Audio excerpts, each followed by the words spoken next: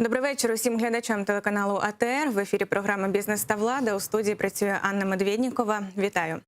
Сьогодні говоримо про те, чи буде в Україні Бюро економічної безпеки. Отже, у нашій студії Григол Катамадзе, президент Асоціації платників податків України, віце-президент Європейської асоціації платників податків, член наглядової ради Української ради бізнесу. Добрий вечір, вітаємо вас. Вітаю. Дмитро Юровський, адвокат, заступник голови Комітету з питань податкового і митного права Національної асоціації адвокатів України, радник голови Державної фіскальної служби України. Добрий вечір. Доброго вечора. В'ячеслав Некрасов, кандидат юридичних наук, доцент, радник голови Державної фіскальної служби України, провідний науковий співробітник Національної академії внутрішніх справ. Добрий вечір. Добрий вечір. Отже, говоримо ми сьогодні про законопроект 3087-д про Бюро економічної безпеки України. Отже, метою проекту є розділення сервісної та правоохоронної функції податкової служби, ліквідація податкової міліції, оптимізація структури та чисельності органів, які ведуть боротьбу зі злочинами у сфері фінансів, усунення дублювання їх функцій та створення Бюро економічної безпеки. Пане Гріголе, от одразу питання до вас. Чи не передбачаєте ви гальмування процесів створення БЕП з боку МВС та СБУ, які залишаються без економічних департаментів? Пані Анно, добрий вечір. Ще раз вітаю ваших глядачів.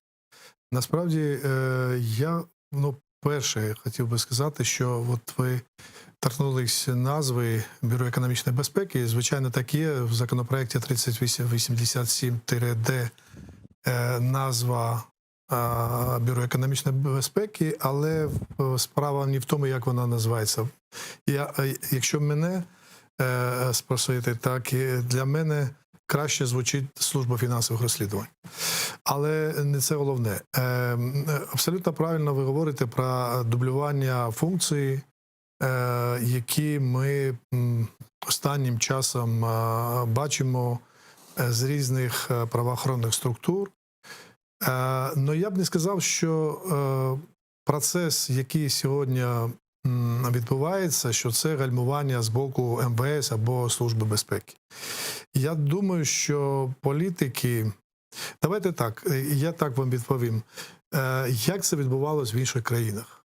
Політичні еліти, коли зрозуміли в той чи інший успішний на сьогоднішній день, в тому числі в європейській країні, що та система, яка працювала в цих країнах, в першу чергу, якщо візьмемо стару Європу чи нову Європу, вона не працює, політичні еліти прийшли до тої мети і зрозуміли, що треба приймати якийсь новий закон, утворювати один орган, який би займався економічними правопорушеннями. І в першу чергу виявлення цього явища, загроз з точки зору економічної безпеки. І ми бачимо, що в цих країнах дуже ефективно працює вже багато років, багато десятиліть майже такий орган. Тому я думаю, що про створення Служби фінансових розслідувань іде мова уже останні 6 років.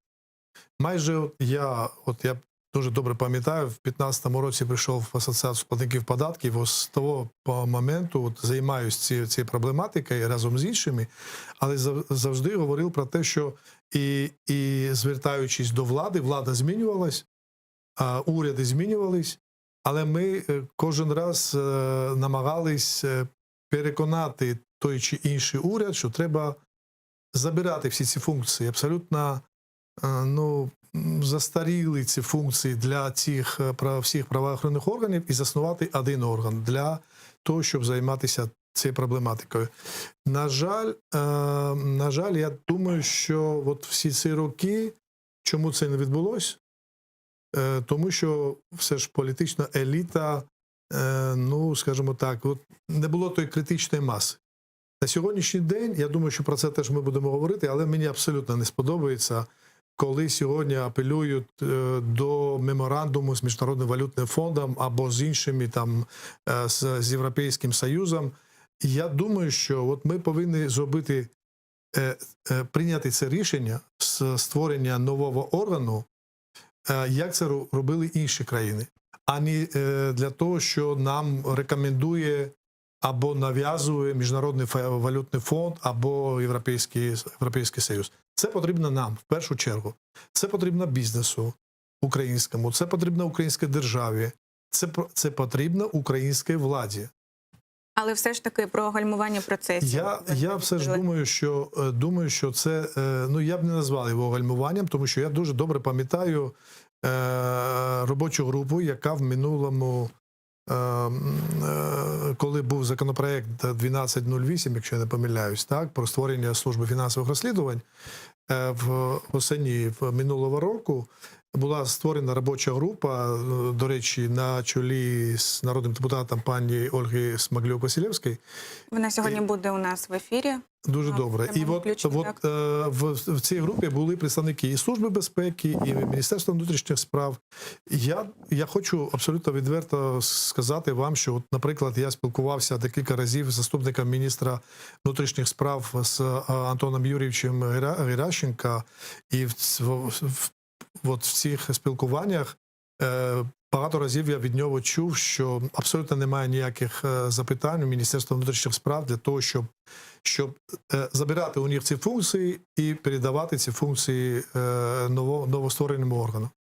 Угу. Дякую вам за відповідь. Пане Дмитре, питання до вас. Ми вже трошки поговорили про те, що у нас є з кого брати приклад, скажімо. Якою буде міжнародна співпраця нового правоохоронного органу? І чи буде міжнародна технічна допомога?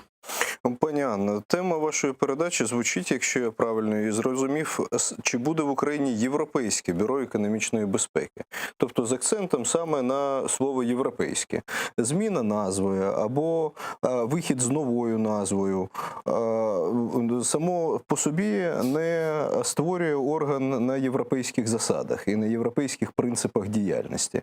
Вивчаючи нашою групою експертною особливості здійснення фінансових розслідувань в різних країнах світу, в тому числі у країнах Європейського співтовариства. До речі, методологію, яка має бути закладена в основу діяльності нового органу, дійсно створеного за сучасними європейськими стандартами, це є методологія Intelligence-Led Policing, ALP. У нас дуже широко останні роки почала використовуватись ця назва, але за цією назвою стоїть дуже серйозні напрацювання. І виникли вони саме у Європейському Союзі, у Великобританії. Надалі з переїздом вченого працівника HMRC, це Королівська служба Великобританії доходів і зборів, це аналог ДФС, який був розділений відповідно до постанови Кабінету міністрів 12.00, з його переїздом до Сполучених Штатів. Там почався поштовх розвитку цієї методології ALP. І, власне, оця методологія, вона і має бути закладена в основу діяльності нового органу. На жаль, у законопроекті 3087-д ми не знайшли ані посилання на цю методологію, ані законодавчих норм, які би імплементували цю методологію або принаймні декларували, що новий орган буде створений саме на засадах цієї методології.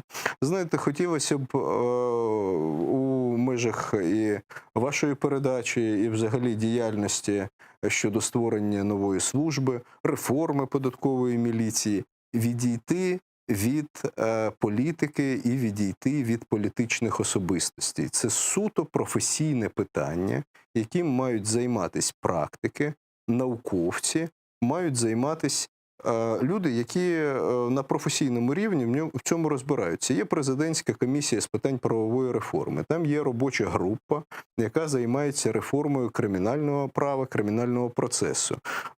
Відповідно, без цієї робочої групи, без її залучення, без широкої співпраці фахівців у сфері оперативної, аналітичної роботи, фахівців, які глибоко знають ті засади, на яких зараз працює податкова міліція, наприклад, і її аналітичні підрозділи. До речі, затверджена нова штатна структура податкової міліції і підрозділ, який займається аналітичною діяльністю, він виокремлений із оперативного підрозділу. Тобто певний процес на рівні підзаконних актів і організаційної структури по створенню аналітичного підрозділу і діяльності аналітичного підрозділу відповідно до певних засад європейських і світових, така діяльність здійснюється. Але це потрібно врегулювати на законодавчому рівні. На що ще хотілося б звернути увагу? В першу чергу, з дозволу шановного Григорія Шавловича, я трохи доповнив би вашу відповідь. Національна поліція, до її підслідності відноситься стаття 190 Кримінального кодексу «Шахрайство». До підслідності Служби безпеки України відноситься стаття 258.5 «Фінансування тероризму». Законопроект 3087-д не містить жодних запобіжників, які б перешкоджали Національній поліції розслідувати 190 статтю, під 190 статтею розслідувати, наприклад, 212 ухилення від сплати податків. Або Службі безпеки України під 258.5 фінансування тероризму розслідувати, наприклад, розкрадання бюджетних коштів. Тобто під, скажімо так, прикриттям певної статті, яка відноситься до підслідності того чи іншого правоохоронного органу, можна розслідувати кримінальні провадження, які відповідно до 216 статті частини 3 Кримінально-процесуального кодексу України відносяться до підслідності нового органу.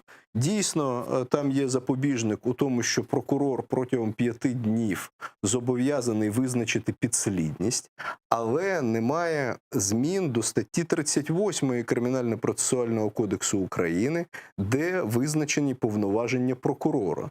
Тобто норма 216 про 5 днів залишиться декларативною, без внесення змін до 36 до 38 статті Кримінально-процесуального кодексу.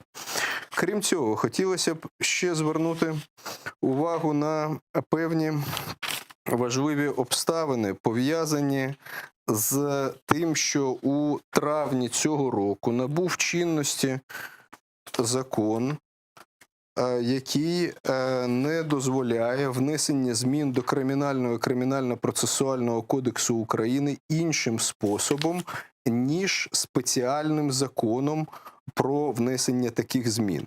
Тобто самого законопроекту 3087-д і, власне, змін до Кримінального кодексу і Кримінально-процесуального кодексу, які у перехідних положеннях цього законопроекту містяться, їх недостатньо для зміни Кримінально-процесуального кодексу. Зараз я вам назову. Це закон номер 619-9 від 19.05.2020 року про внесення змін до деяких законодавчих актів України щодо удосконалення процедури внесення змін. Тобто є профільні комітети навіть Верховної Ради. Цей законопроект 3087-д відноситься до компетенції Комітету з питань фінансів, податкової і митної політики. Внесення змін до Кримінального кодексу, Кримінально-процесуального кодексу України – це компетенція іншого комітету Верховної Ради України. І це врегульовано відповідним профільним законопроектом. Тому, власне, законопроект потребує дуже серйозного доопрацювання і з точки зору юридичної техніки, і з точки зору імплементації нових європейських засад для закладення нової основи для діяльності нового органу. Крім цього, на що ще хотілося б звернути увагу, це немаловажно, що створити новий орган без глибокої співпраці з іноземними колегами буде просто неможливо. Він залишиться номінально європейським, але не буде сприйнятий європейським співтовариством, не буде сприйнятий ОЛАФ, не буде сприйнятий Європолом. Якщо співпраця з Сполученими Штатами, не буде сприйнятий Фінцен, фінансовою розвідкою Міністерства фінансів Сполучених Штатів. Там окрема система роботи. До речі, в Україні вже була концепція калькування роботи Фінцена до створення нового органу Служби фінансових розслідувань, так званої. І, власне, наша група, коли знаходилась з візитом у казначействі Сполучених Штатів Америки, тобто у Міністерстві фінансів Сполучених Штатів Америки. Мені, як мені здалось, виходячи із реакції наших американських партнерів, переконати їх в тому, що ми з радістю запозичимо найкращий досвід і найкращу методологію, наприклад, програмні продукти АНАКАПа, уніфіковані стандарти співпраці між аналітиками різних країн, використовуючи ці програмні продукти. Але скалькувати повністю їх методологію і перенести на український правовий ґрунт, на українську ментальність, на українські реалії, в яких ми живемо і працюємо, просто неможливо. Тому тут потрібен, власне, дуже серйозна робота групи фахівців по доопрацюванню. Це на мою персональну думку. Пане В'ячеславе, Дозвольте, буквально невеличке додам, пробачте, пане В'ячеславе. будь ласка. Знаєте, от у нас передача називається «Бізнес та влада». Я дуже вдячний пану Дмитру за те, що він дуже ретельно і професійно розказав такі речі, про які, може, не всі зараз розуміють, окрім тих, хто професійно цим займається. Так? І це дуже важливо, що ви зараз сказали. Але я хочу сказати, що нас зараз дивиться багато представників бізнесу. Я просто хочу простою мовою сказати ось що. Як сьогодні живе бізнес? От останні роки до бізнесу з одним і цим питанням приходить податкова міліція, Міністерство внутрішніх справ, відповідні департаменти, Служба безпеки, і інші органи. Скажіть, будь ласка, як так може працювати бізнес? Тому, коли ми говоримо Власне, з одними і тими ж питаннями приходять. органу, і в першу чергу, щоб цей орган був аналітичний, щоб він займався виявленням загроз з точки зору безпеки фінансів, безпеки економіки. Ця структура, коли вона буде займатися аналітикою, вона не прийде одразу до бізнесу. Звичайно, ми переконані, і я особисто відстоював цю позицію. Не всі в експертному середовищі розділяли цю думку останні роки. Я дуже добре пам'ятаю, коли ми 5 років тому спілкувалися з різними представниками експертного середовища, завжди представники цих експертів говорили про те, що треба, щоб це був тільки аналітичний орган. Я завжди відстоював позицію моїх колег те, що це повинен бути такий змішаний орган аналітика разом з правоохоронною функцією, тому що інакше він не буде працювати. Але якщо бізнес на сьогоднішній день чекає від влади вирішення тої обіцянки, яку влада обіцяла. Влада сьогоднішня обіцяла перед виборчій кампанії, що буде створена служба фінансових розслідувань, яка буде єдиною структурою в країні, яка може мати можливість прийти до бізнесу. Після того, коли буде вивчені всі можливі ризики. Якщо будемо просто створювати на основі існуючої якоїсь моделі, абсолютно правильно пане Дмитро сказав, що там зміна вивіски, назви, а залишиться фундамент, який існував всі ці роки, по-перше, це не буде, ми так не будемо адаптуватися до європейського законодавства, і так ми ніколи не наблизимось до Європейського Союзу. Пане Григоре, у нас на зв'язку є Ольга Василевська-Смаглюк. Пані Ольго, добрий вечір. Ви нас чуєте? Добрий вечір, Анна, чую. Вітаємо, пані Ольго. Вітаємо вас у студії програми «Бізнес та влада». Дивіться, економічною експертною платформою були визначені головні ризики проекту. Проект передбачає підпорядкованість, тобто призначення та звільнення директора Бюро економічної безпеки президенту України. Прокоментуйте, будь ласка, цей момент, адже це прямо суперечить пункту 31 частини 1 статті 106 Конституції України, згідно якої президент України здійснює інші повноваження, визначені Конституцією України. насправді ми в нашому комітеті, я за дорученням голови комітету, ми розглядали різні варіанти. Як ви пам'ятаєте, в першому читанні був прийнятий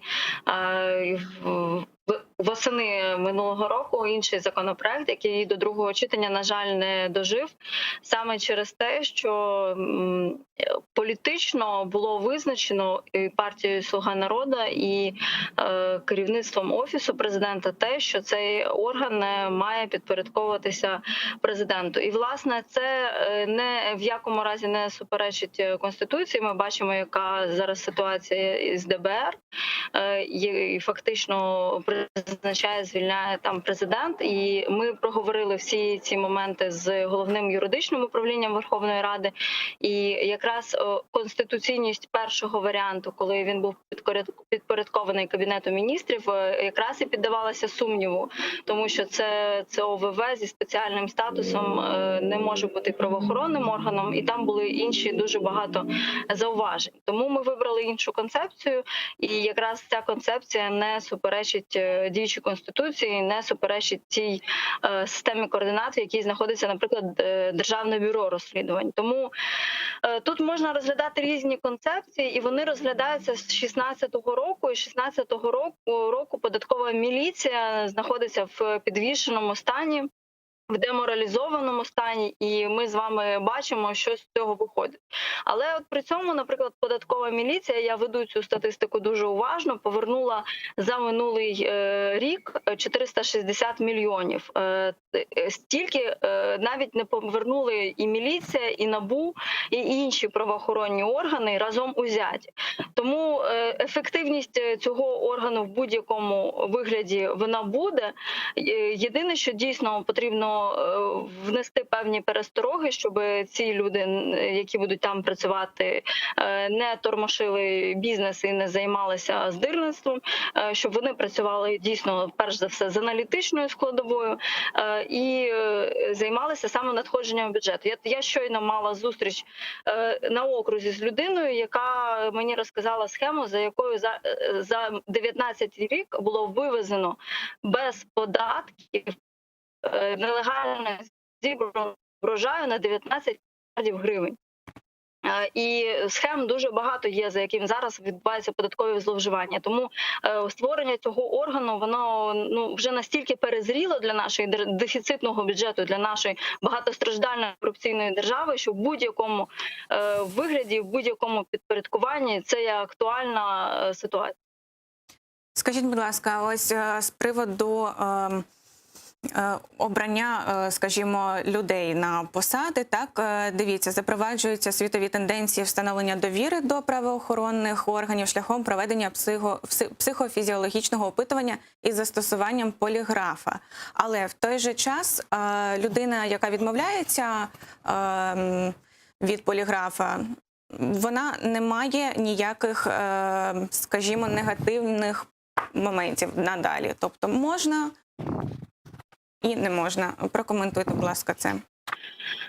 Анна, це є одне з тих питань, яке поставало в нас і на наших робочих групах, і наші міжнародні партнери, Європейський Союз теж ставить і наголошує на цьому. Але я дала собі обіцянку при всіх законодавчих актах, в яких я працюю, перш за все, я не можу порушувати права людини.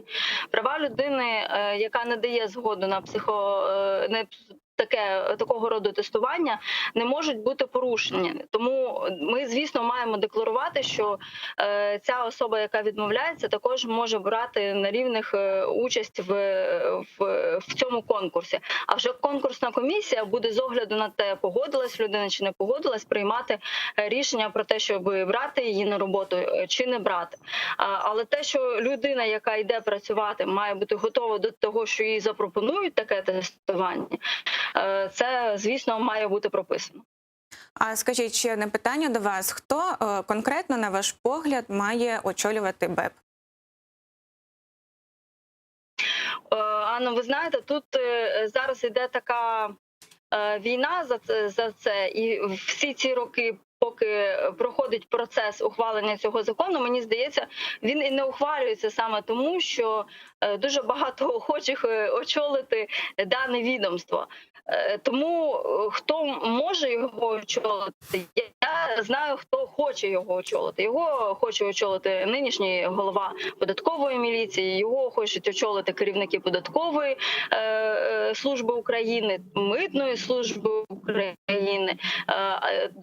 Достойних людей у нас в Україні багато, але, на жаль, не всі їх помічають.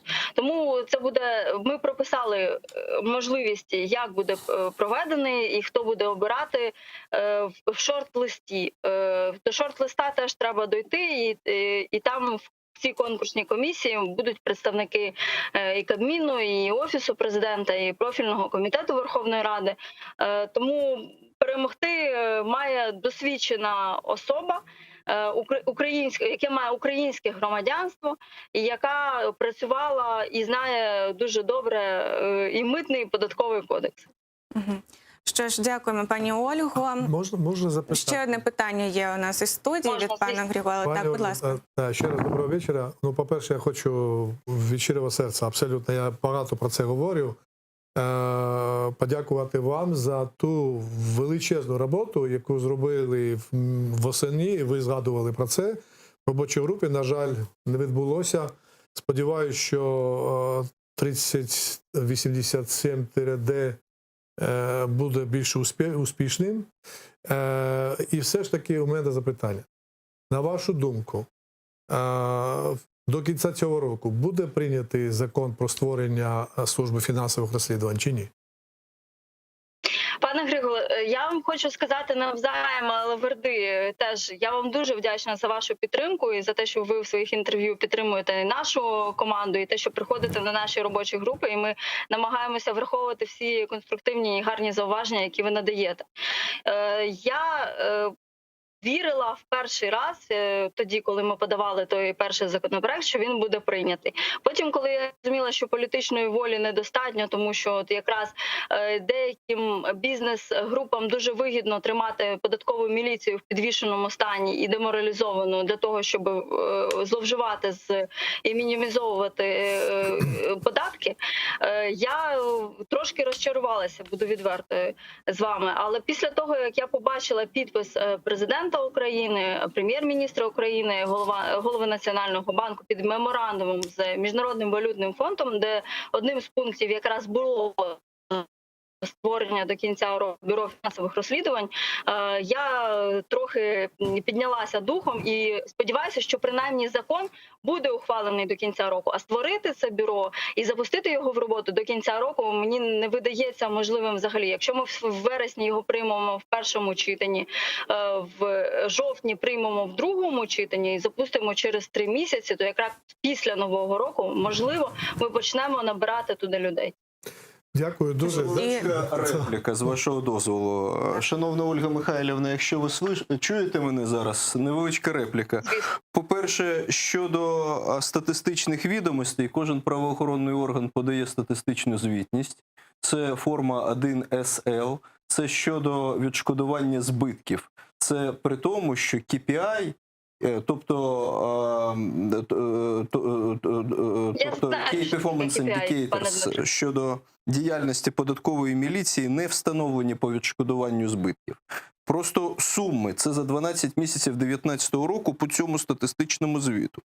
Встановлено збитків 2 мільярди 781 мільйон 322 тисячі. Відшкодовано збитків 2 мільярди 177 мільйонів 23 тисячі. Накладено арешту на майно 841 мільйон 303 тисячі гривень. Це податкова міліція, яка дійсно з 1 січня 2017 року, після того, як виникло питання з розділом 18.2 Податкового кодексу України, з 2018 року це постанова Кабінету міністрів 12.2.0, знаходиться то у стадії ліквідації, то у стадії реорганізації. Навіть в таких умовах отакі відомості, отакі здобутки щодо відшкодування збитків – це найбільші цифри і найбільші здобутки серед усіх інших правоохоронних органів разом взятих. Це перше. А щодо і репліка щодо підпорядкування президенту. Стаття 17 Конституції України дозволяє створювати органи державної безпеки не у складі виконавчої влади. Тобто це можливо відповідно до Конституції України. Питання в іншому. Після створення Бюро економічної безпеки припиняє діяльність податкова міліція і виключається розділ 18.2 із Податкового кодексу України. А Бюро економічної безпеки починає свою роботу відповідно до законопроекту 3087-д після того, як буде сформовано 30% його штату. Хто буде здійснювати досудове розслідування за частиною 3 216 КПК України у цей період? Крім цього, звільнення слідчих, тобто звільняються працівники слідчих, хто буде закривати кримінальні провадження? Не тільки відкривати, а й закривати. Хто буде передавати ці кримінальні провадження, якщо слідчого нема? Тобто це питання практичне, але залишати його у такому стані просто неможливо. Тобто ми його і не залишаємо в такому стані, я готова прокоментувати. Що стосується 460 мільйонів, я переплутала це не за 19 рік, це за 20 рік статистика вже свіжа, хоча рік ще не завершився за цей період. Щодо зборів податкової міліції і результатів їхньої роботи, хоча вони отримують по 5 по 7 тисяч гривень зарплати податкові міліціонери, і подекуди вони всі не святі, але показники говорять самі за себе. Тоді як НАБУ, наприклад, зібрало, якщо я не помиляюся, за перший квартал там 400 тисяч, повернуло в державний бюджет. Тому ми бачимо цю статистику. Що стосується перехідного періоду, то в перехідних положеннях до нашого законопроекту все це передбачено згідно КПК. Ці справи будуть передаватися прокуратуру. Прокуратура за своїм розпорядженням буде ці справи передавати за підслідністю до того часу, поки буде створено бюро. Тобто у нас передбачений перехідний період і безперервність влади в нас збережена. То тут немає жодних питань в цій ситуації. І ми передбачили навіть таку ситуацію, щоб не всі зразу кримінальні провадження з податкової міліції і з інших органів, де вони розслідуються, будуть тисячами передаватися одночасно в новостворений орган. Буде поступово або закриватися, або вирішуватися по-іншому. Поступово не на 30% слідчих одразу не впадуть тисячі томів різних кримінальних проваджень. Все це буде відбуватися помірно, згідно графіку. Що ж, пані Ольго, ми вам дякуємо. Можна я додам, поки пані Давайте ми будемо вже потім надалі в студії обговорювати, тому що час обмежений. Дякуємо, що ви долучилися до нашого ефіру. З нами була Ольга Василівська-Смаглюк, народний депутат України, співавтор законопроекту 3087-д. Що ж, пане В'ячеславе, будь ласка, прокоментуйте все, що було сказано до цього. Я бачу, що ви не погоджувалися з певними фразами пані Ольги. Будь ласка. Тут не тільки я не погоджувався з такими фразами, пов'язаними з тим, що з приводу створення нового органу. Ми повинні завжди говорити про те, що сьогодні Григорій Алшалович про це наголошував, яку мету ми ставимо перед новим органом. Якщо, наприклад, всі говорять про те, що давайте ми просто створимо нову структуру, яку очолює порядна людина, наприклад, яка не буде брати там хабарі і не буде здійснювати тиск на бізнес. Коли ми говоримо декларативно ці речі, ми повинні передбачити це, яким чином це буде вирішено на законодавчому рівні. Наприклад, я поясню, в чому тут криється, окремі речі криються в деталях. Наше кримінально-процесуальне законодавство побудоване на так званій традиційній моделі організації поліцейської діяльності. Це, щоб було глядачам зрозуміло, це реактивна форма організації поліцейської діяльності, коли поліцейські повинні реагувати на ті чи інші якісь там кримінальні події чи кримінальні правопорушення. Обов'язково реагувати. Тобто, якщо у нас є якесь там певне, я просто для телеглядачів, не будучи вдаваючись в якісь там дрібниці, про що це йдеться мова? Коли відбувається якесь правопорушення, поліцейські повинні реагувати на ці події.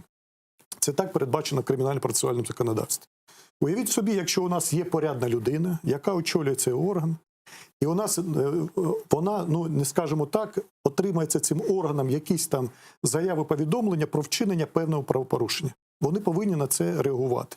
Немає значення, від кого це. Від контролюючого органу надійшло це, від, наприклад, митної служби чи податкової служби, у вигляді якісь там форми після перевірочних заходів, які вони проводили. Чи в інший спосіб заяви повідомлення про злочин. Правоохоронний орган повинен прореагувати на всі ці речі. Виходячи в такої моделі, в який спосіб ми не будемо здійснювати тиск на бізнес. Відкриття кримінального провадження – це є початок проведення певних набору слідчих дій, негласних слідчих розшукових дій по відношенню тих фігурантів, які будуть проходити по тій чи іншому кримінальному провадженню. В інший спосіб завадити цьому процесу неможливо. Я повинен реагувати. І як би ми зараз, про що б ми зараз не дискутували, але це є певною проблемою, яка на сьогодні відбувається. Тому, коли ми говорили про те, що наша група завжди приймала участь в обговоренні цього питання, ми говорили про те, що прийняттям навіть закону про Бюро економічної безпеки, чи буде як в інший спосіб мати назву Бюро фінансових розслідувань, Служба фінансових розслідувань, якщо ми не вирішимо питання щодо імплементації так званої ЛП-моделі в кримінально-процесуальне законодавство, це залишиться просто декларативними речами, які ми будемо втішати і себе, і бізнес, що це буде здійснюватися по-іншому. Тепер, що стосується окремих речей. Чому саме об'єднання в одному органі може вирішити ті чи інші речі, які на сьогодні є? Прибирання функцій у Національній поліції щодо боротьби з економічними злочинами. До речі, в підслідності немає жодної, у Служби безпеки, в підслідності немає жодної статті, які фактично би стосувалися економічних злочинів. Там дійсно, я про що наголошував Дмитро Борисович, він якраз наголошував, через фінансування тероризму, через статтю, фактично відкриття кримінальних проваджень, і здійснюються певні варіації щодо тиску на тих чи інших бізнес-процеси, які на сьогодні відбуваються. Коли ми говорили про об'єднання функцій, це не сама мета. Сама мета, щоб ми застосовували єдиний підхід до боротьби зі злочином. Я наведу вам окремий приклад. На сьогодні, по оцінкам окремих експертів, економістів, і в тому числі податкової служби, ми говоримо про те, що 90 з гаком відсотків бізнесу добровільно сплачують податки. Безумовно. Це факт, ніхто з нас не заперечує цього факту.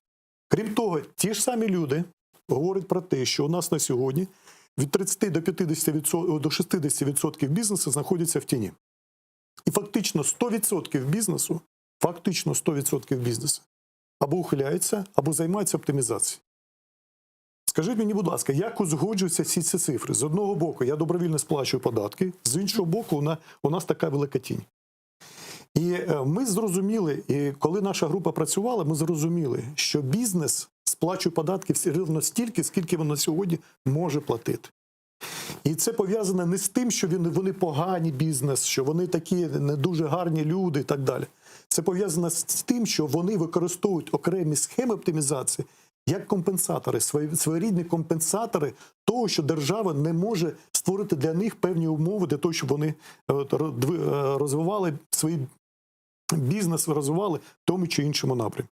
Тому і ми маємо такі цифри. Ми на сьогодні, у нас так склалося, що ми взагалі не розуміємо про ті процеси, які на сьогодні відбуваються в цьому середовищі. Ми не розуміємо, в який спосіб нам треба буде відкривати кримінальне провадження, відносно кого і для чого це робити. Тому у нас якраз складова, яка була зосереджена на цьому, у нас була побудована таким чином, що ми запропонували в самому законопроекті передбачити 3 ключові складові. Так звана безпекова складова. Це ми повинні застосовувати, надати правоохоронному органу інструменти щодо так званого реагування на ті чи інші процеси, явища, кримінальні явища, які на сьогодні відбуваються в бізнес-процесах певних. Друга річ, безпосередньо вже друга складова, це так звана правоохоронна складова, яка пов'язана тим надати повноваження цьому органу як суб'єкту оперативно-розшукової діяльності і як органу досудового розслідування. І ці питання, вони врегульовані кримінально-процесуальним законодавством. І ми повинні говорити про те, що якщо ми бачимо і хочемо системних змін, то нам треба буде робити саме в такий спосіб. Я безпосередньо приймав участь із нашою командою в певних напрацюваннях, пов'язаних із законопроектом про Національне бюро фінансової безпеки і Бюро економічної безпеки. Один із законопроектів, який був альтернативним, ми також приймали в цьому участь. Ну, на жаль, законопроект 3087-д, на жаль, на сьогодні на цьому наголошувалось, він не вирішує ці питання взагалі, на жаль. Але ми розуміємо, що треба буде просто певним чином допрацювати, і до цього, що я хочу сказати. Насправді, за великим рахунком, підпорядкованість органу, чи Кабміну, чи Мінфіну, чи президенту, це не є принципові речі. І на цьому іноземні експерти взагалі на цьому навіть не звертають на це увагу. Це ми тільки дискутуємо з цього приводу тільки внутрі країни. У зв'язку з тим, що ми вважаємо, що суть реформи полягає тільки в тому, щоб просто поміняти обличчя, поставити іншу якусь там фігуру, яка не будете брати хабарі, або не будете здійснювати певний корупційний тиск на тих чи інших підприємців, чи щось в інший спосіб. Але насправді такий спосіб, навіть ми доведемо, що керувати цим правоохоронним органом буде і порядна людина, але не здійснювати тиск в діючих парадигмі, які на сьогодні запроваджені саме законопроектом 3087-д, вона не зможе. Тому що бізнес на сьогодні і скаже, ви вбачаєте, зараз як йдеться певні дискусії з приводу того, що патрульна поліція на сьогодні, ви бачите, як затримує людей, які торгують біля метро, наприклад, там щось своїм власним за свого роду. І у нас виникає у людей обурення з приводу того, в який спосіб вони це роблять. Від фактично же, якщо ми звертаємо увагу, що ці люди, які торгують, вони вчиняють адміністративні правопорушення. Поліцейські з одного боку повинні прореагувати на всі ці речі. А з іншого боку, ми розуміємо, що коли держава не вирішує питання з приводу того, що там заробітних плат, в можливості за людей гідно жити, то люди починають заробляти в такий спосіб. Тоді виникає питання, як ми повинні реагувати, якщо це буде з бізнесом. Тому що ми ж повинні зрозуміти, що бізнес виконує 3 ключові функції. Фіскальну так звану, вони платять податки для того, щоб утримати всі державні інституції. Друга річ, яка це вони забезпечують трудову зайнятість населення. Якщо бізнес, іноді ми говоримо про те, що з точки зору фіскалізації, скажімо, фіскальних надходжень до бюджету, вони незначні. Але ми зрозуміємо, що якщо бізнес забезпечує роботою людей, це дуже важливі речі. І тому іноді нам треба буде просто закрити очі і сказати, що спасибі вам великий бізнес за те, що ми не можемо утримувати тих людей, які можуть утримати за ваш рахунок. І третя ключова річ, остання, і все, я більше не буду, це бізнес виконує, що вони окремі суб'єкти господарювання є так називаємо об'єктами критичної інфраструктури і забезпечують життєдіяльність населення взагалі як такої. Вони забезпечують. Тому Служба безпеки якраз і виконує, забезпечує цю функцію. Якщо, наприклад, новий правоохоронний орган буде займатися, скажімо так, захищати критичну інфраструктуру в економічній сфері, якими на сьогодні працює, то тоді він повинен бути так званим суб'єктом контррозвідувальної діяльності. Тому що у нас загрози тут будуть виникати за межами країни. Пане В'ячеславе, я вам дякую, ми ще повернемося. У нас на зв'язку Вікторія Кінзбурська, народний депутат України, фракція «Слуга народу». Пані Вікторія, добрий вечір. Вітаємо вас у студії телеканалу АТР. Отже, питання до вас. Дивіться, спілка українських підприємців виступає проти введення кримінальної відповідальності за податкове шахрайство. Що ви думаєте з цього приводу? Дивіться, ми сьогодні з вами розглядаємо дуже важливе питання щодо створення нового органу Бюро економічної безпеки, який проект закону, якого був схвалений комітетом у червні цього року. У цьому законі є певні нове. Пані Вікторія? Так, я бачу, що зв'язок перервався. Давайте продовжувати тоді говорити у студії. Якщо я замість Вікторії Олександрівни відповів на ваше запитання. Будь ласка, Ну, я давайте. Я сподіваюся, що зараз Вікторія Олександрівна на повернеться мене ще не до нас. образиться. Ну, якщо у неї буде інша точка зору, я думаю, вона зможе Давайте. приєднатись, відновиться зв'язок, і вона і свою висловить. Щодо податкового шахрайства, це мається на увазі редакція статті 222 прим. Кримінального кодексу України, яка вводиться проектом закону 3087-д. По-перше, ще раз хотілося б звернути увагу, що 19 травня 2020 року набув чинності закон України номер 619, відповідно до якого зміни до Кодексу про адміністративні правопорушення, Кримінального кодексу, Кримінально-процесуального кодексу вносяться виключно окремими законами. Це перше. Друге. Податкове шахрайство, в даному випадку вводиться кримінальна відповідальність за шахрайство з ПДВ, шахрайство з податком на додану вартість. Податкове шахрайство – це загальноєвропейська практика. Виходячи від назви сьогоднішньої передачі «Європейське бюро». Тобто у європейському співтоваристві немає такого визначення, як ухилення від сплати податків. Взагалі, формулювання ухилення відповідно до публічного обов'язку, передбаченого статтею Конституції України сплачувати податки і визначено податковим кодексом, неправильне взагалі. Ухилення може бути від обов'язку сплатити аліменти. Да? Є рішення суду, присудили, він не виконує, да? Боржник. Ухилення може бути від виконання рішення суду по цивільним обов'язкам, по господарським обов'язкам. Щодо публічного обов'язку, ухилення – це формулювання розмите. Тут ми приходимо до питання, а є цей публічний обов'язок, чи немає цього публічного обов'язку? І що саме підтверджує цей публічний обов'язок?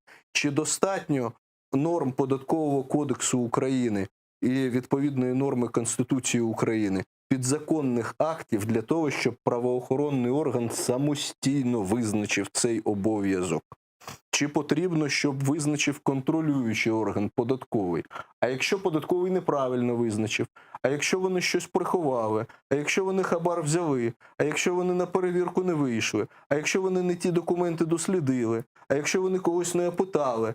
Правильно вони вчинили чи ні? Чи зобов'язаний правоохоронний орган, у якого є чіткі повноваження відповідно до Кримінально-процесуального кодексу, збирати докази, брати акт перевірки як доказ, який апріорі заздалегідь має основну силу? Правоохоронний орган не може це робити. Навіть якщо декілька змін внести до КПК України, що без акту перевірки неможливо вносити до кримінальне провадження і його розслідувати, все одно будуть вносити, все одно будуть розслідувати. Це тільки створить правову колізію у суді. А їх і так вистачає, цих правових колізій. Чому я і кажу, що без залучення президентської комісії і її робочої групи, яка займається реформою Кримінального кодексу, Кримінально-процесуального кодексу, вносити зміни до КПК і Кримінального кодексу, навіть правильні зміни, бо податкове шахрайство і по ПДВ, і навіть замість ухилення 212 статті, це правильна ініціатива. Правильно. Але без них вносити буде створена колізія юридична, яка призведе до конфлікту в суді. А конфлікт у суді закінчується чим? У нас правова держава, у нас верховенство права, у нас верховенство приватного суб'єкта перед публічним суб'єктом, публічний зобов'язаний доводити, що той не правий. І це призводить до зайвого масиву судової тяганини. Тому я і кажу, що потрібно дуже серйозно доопрацювати із аналітиками, із оперативними працівниками, із тими, хто володіють нинішніми джерелами отримання інформації, бо сотні є можливостей доступу до існуючих баз даних, там величезні масиви, є люди, які спеціалізуються тільки на цьому, сотні ролей доступу. визначені наказами. Президентська комісія і міжнародники спільно відволіктись від політичних якихось питань, кому буде підпорядковуватись. У світі є, я це вивчав, у світі є моделі, коли правоохоронний орган фінансово-економічного спрямування знаходиться у складі виконавчої влади, але сформований так, що він підпорядковується голові держави. Можна і таке формулювання закласти у законопроект, щоб запобігти моментам, пов'язаним з тим, що, наприклад, посли G7, як це було 2018 року, напишуть листа, що не можна у президента, а має бути у Мінфіні, бо ми так хочемо. Тобто це питання формулювань законодавчих, і їх потрібно здійснювати серйозною широкою командою фахівців. Невеличке доповнення з цього приводу. Чому треба безумовно? Сама ідея з приводу використання терміну сполучення податкове шахрайство, воно є обов'язково в зв'язку з тим, що у нас завжди виникає проблема повернення коштів, які були вкрадені, за рахунок, наприклад, розкрадання бюджетних коштів або шляхом ухилення від сплати податків, які повинні бути надходити в бюджет і так далі. І тому в європейською спільнотою в судах, в яких треба буде доводити, що ці кошти були отримані незаконним шляхом, стаття наша в той конструкції, яка на сьогодні є, з тою гіпотезою пов'язане ухилення від сплати податків, вона не сприймається. І тому у нас в такий спосіб у нас немає можливості повернути ці кошти. Тому сама ідея, це правильно. Але, однак, ми ж говоримо про те, що все криється в деталях. Крім того, виникло так, що з запровадженням цього законопроекту, крім тих доводів, які на сьогодні говорив Дмитро Борисович, є ще одна. Самі конструкції, які були запропоновані, вони фактично вводять роботу правоохоронного органу в залежність від контролюючого органу. В зв'язку з тим, що поки що в конструкції передбачено, поки що податкові органи не узгодять всі ці речі, фактично розслідувати ці злочини правоохоронний орган не має права. І тому у нас виникає певна ситуація, така безвихідна, коли я ініціативно, я це зробити не можу, і я залежу цілком від діяльності контролюючого органу. А контролюючий орган в такий спосіб може просто, скажімо так, шантажувати бізнес з приводу того, що якщо ти не погодишся на наші умови, ми передаємо ці матеріали в спеціальний орган, який буде займатися розслідуванням. І тебе буде просто пресингувати. І всі ці речі, ми завжди нашою командою ми застерігали з приводу того, щоб ми, якщо ми робимо реформи, не просто створювали новий орган, який на сьогодні би сказали би, ми створили. Але ми говорили про те, що ми створили і здатні вирішити ті завдання, які на сьогодні стоять. Від тиску на бізнес, від високих корупційних ризиків, від забезпечення надходження до бюджету. В жодній європейській країні жодний правоохоронний орган ніколи не розглядає систему, коли він тільки притягує певну особу до кримінальної відповідальності. Його завдання, перш за все, це називається провести фінансове розслідування, щоб знайти слід, де ці кошти малися, в який спосіб вони будуть повернуті державі. В інший спосіб вони не розглядають якісь інші моменти, пов'язані з тим, що нам треба буде просто взяти і притягнути до відповідальності ту чи іншу особу. І тому на сьогодні нам треба якраз підійти системно до цього процесу, і ми могли би сказати всім, що і бізнесу, і іншим структурам, що ми створили щось нове, і яке буде працювати якраз за європейськими принципами. Пане Григоле, хочу вас запитати, на вашу думку, чи повинен бути в новому правоохоронному органі, будь-то Бюро економічної безпеки чи то фінансових розслідувань, силовий підрозділ, скажімо, можливість прослуховування, внутрішня безпека, зовнішнього спостереження. Як ви думаєте? Я не просто думаю, я переконаний, що повинна бути. Тому ми говоримо про те, що це повинна бути структура аналітична з правоохоронними функціями. І більше того, я думаю, що я дуже коротко відповів вам на це запитання, і просто хочу додати до того, що говорили наші колеги, і пані Ольга і пан Дмитро з приводу повернення грошей, ну, скажімо, податкової міліції в порівнянні з іншими правоохоронними органами. Ви знаєте, це не може бути головним критерієм ефективної роботи того чи іншого органу. Незважаючи на те, що, ну, давайте так, пані Ольга там трошки помилилась, виправив пан Дмитро, сказав, що там 2 мільярда. А давайте запитаємо у бізнеса, як бізнес ставиться до податкової міліції. Довіряє чи не довіряє? Я абсолютно щиро вам хочу сказати, я з повагою ставлюсь до сьогоднішнього керівника, до Сергія Вікторовича податкової міліції. І я багатьох знаю, і діючих, і колишніх працівників податкової міліції. Абсолютно гарні люди, висококваліфіковані фахівці. Але зараз не про особистості. На сьогоднішній день, якщо ми запитаємо, і є це опитування, бізнес не довіряє, ну, не тільки податковій міліції, багатьом правоохоронним органам. І держава повинна думати, що критерії повернення грошей – це, ну, по-перше, не головний, тому що якщо це буде головний критерій ефективної роботи цього новоствореного органу, це буде додавати можливості гонятися за цими цифрами, як це було завжди.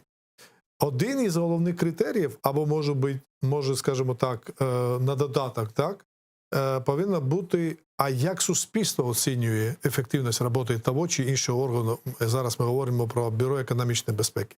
Якщо суспільство оцінює, що воно ефективно працює, і я думаю, що такі оцінки повинні там за деякий час, там може в рік, раз на рік повинні проводитись серед суспільства, думку суспільства вивчати. Тоді ефективність цього органу, ну, ми будемо визнавати, що вона позитивна.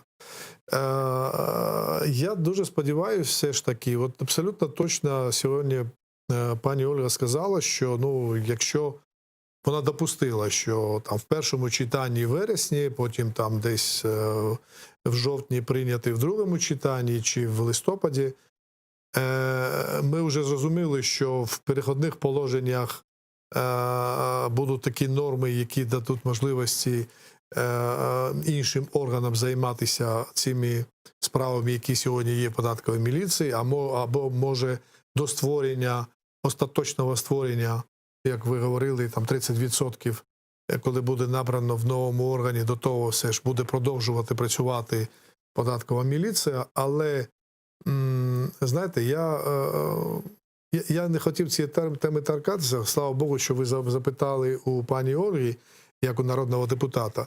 Але все ж таки, якщо ви запитали, я хочу сказати, я думаю, що переконаний, що комісія відбере не тільки голову, я думаю, що багатьох, хто буде працювати в новому органі, і тут, до речі, я хочу додати, треба дати можливості всім приймати участь. От на цій позиції я стою всі останні роки.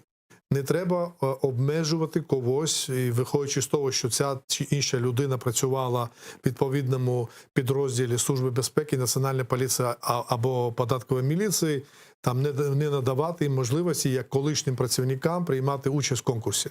Всі повинні прийняти в конкурсі участь, і нехай перемагає тільки сильніший. І я впевнений, що стосується голови цього органу, я думаю, що він повинен бути аполітичною фігурою, равно віддалений від всіх політичних партій і груп впливу. Тоді, я думаю, що перспектива цього органу буде. Дякую вам за вашу думку. Пане Дмитре, хочу вас запитати, можливо, ви перейдете на особистості і скажете, кого ви бачите головою нового правоохоронного органу? Дуже коротко, у нас буквально 30 секунд. Неочікуване запитання.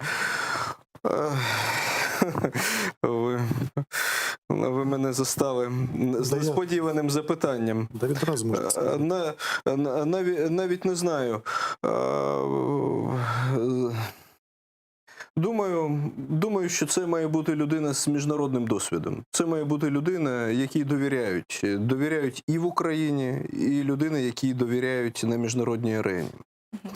Називати прізвище, ну, знаєте, це погана прикмета. Є таке в Україні забобони певні.